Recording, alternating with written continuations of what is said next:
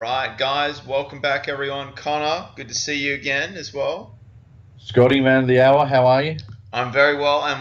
I'm glad to have you back on. I did last week's episode, but 29, and Connor's back. All right, and he's yeah. Better 2.0, Conor Murphy 2.0, back and better than ever with Scotty, That's too hotty. right, indeed. Okay, so guys, we've got the charts up. Yes, it's a demo account, and I've remembered to do the risk disclaimer straight away. So both Connor and I are presenting to you trades we're in, but it's just for educational dash entertainment purposes. So we're not telling you to sell the US CAD. We're not telling you to do this or that. We're just sort of showing you how we trade and then explaining how we've learned to trade and what we're doing, and there's sort of the process involved of becoming a trader with live money and being consistently profitable. So we'll get your trade up currently, the US dollar Swedish krona, Connor. And this Yeah, one, how long have you been in this one for? About a month. I've been in this one for a month. All right. So what I mean, it's a sell trade, and it was a bend trade as well, wasn't it? I'll get the Yes. line graph. Okay, so you got in around a month ago, Yeah, around 30 days ago, something like that. and is this around? It's probably around 1% or so in profit, or something around. Not No, at the quite. moment, bit of a retrade. Oh no, I see the entries. Yes, Yeah, yeah. yeah. So it's a bit of a retrace. So I'm only a tiny bit in profit at the moment. I'm hoping that there's another push downwards and this trend just keeps going and going and going. Well, you've But you've see what got happens there. yeah, and your stop loss is wide as well on this, so it's just a bit Yeah, of a so the waiting stop game. loss is pretty much a break even now, so I'm not stressing. Yeah, yeah, sweet. Now I've Yeah. got another couple of your trades as well Yeah, so I'm that in the you. I've got which one this to look New at first? Zealand Swissy. Let's do the New Zealand Swissy first. All right, so I've got that chart up that you sent me, and nice looking. This is a pretty good one. So this was a sell trade off this big kangaroo tail. Sorry. So hang on, the kangaroo tail was a buy trade off the kangaroo tail. Oh, it was a. Uh, Oh, okay. Oh no, here it is. Sorry, I'm looking at. There's a couple of kangaroo tails. There was a bearish one, and now there's a yeah, bullish yeah. one. So So I'm I'm just. taking it's like one, two, three.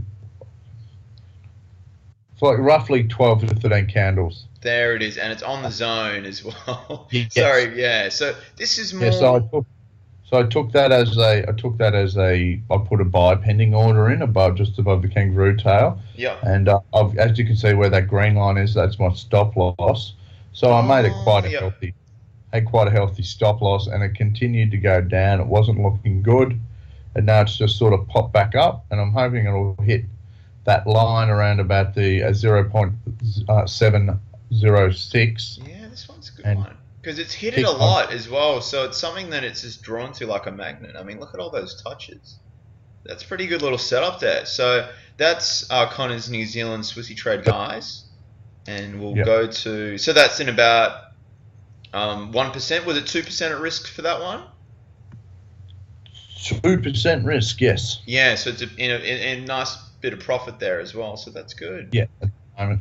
All right. Okay, and then also in the New Zealand CAD as a sell though, and I Yep. took that off that shadow. Yep. So we'll just see how that's bouncing around the break even sort of. This one's a Uh, nice one as well, though. uh, I see where the stop loss a is, the little bit, green line. yes, And you're yes, targeting, so is there a zone far down or is it yeah, a. it's a good question. Yeah, no, the next zone is at 0.86722. I have. Okay, yep. So it's got a It's a little little. bit of work, but Once it hits that zone, once it hits it, yep, I'll move it to break even. yep. And So then the if it green goes line, yep. through it, I'll just put it just the stop loss just below the just behind the support and This resistance one is a zone. nice little trend as well. This is that's pretty, but Yeah. you can just see the nature of it. It sort of does have pullbacks, and then it really collapses again, and then it holds for a little bit. So it's sort of on cue nearly because it made a pretty aggressive move downwards with that big candle. So you'd sort of Mm. expect if people do take these trades, people watching, you sort of can't expect things just to go your way exactly all the time straight away. You sort of have to. That's why you set the stop loss. But the trick is to set the stop loss not where everyone else sets the stop loss because there's manipulation going on sometimes, and like if you're not smart about it, your stop loss is. And again, if it's too tight, the stop loss.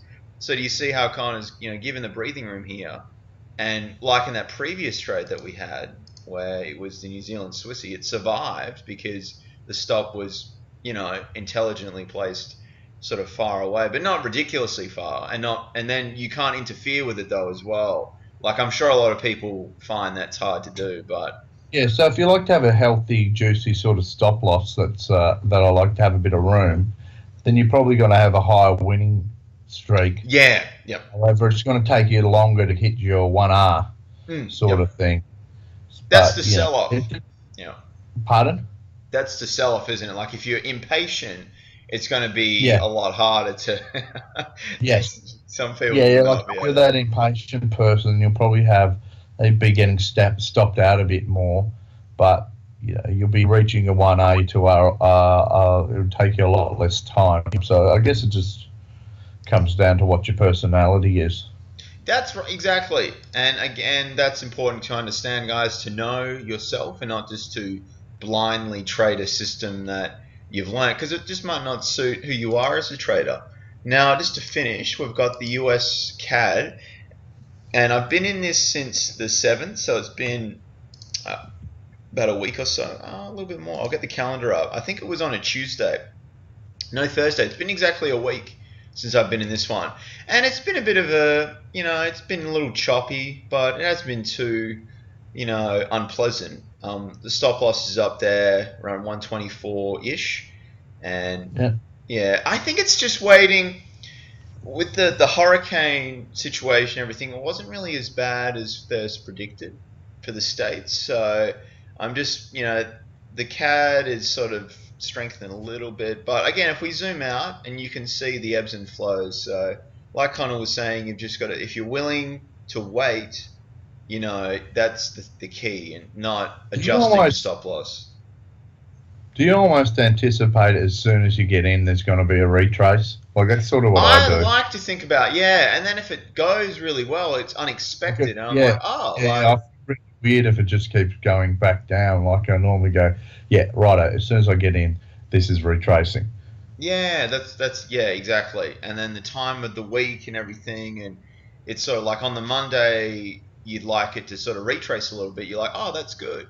And then, because normally Tuesday, Wednesday, Thursday, it starts trickling down again. So, but this one, I'm not too phased on, guys. I've been in this for a week, but other than that, that's my trades. But I was looking at, there's quite a bit going on actually. The pound as well, and there's positive interest rate news for Great Britain. They had the Bank of England announcements just before, and this might be tradable. So what I'd be doing is, I'd wait for the candle to close. That's the key thing, guys. You don't just do a market order because that's really senseless.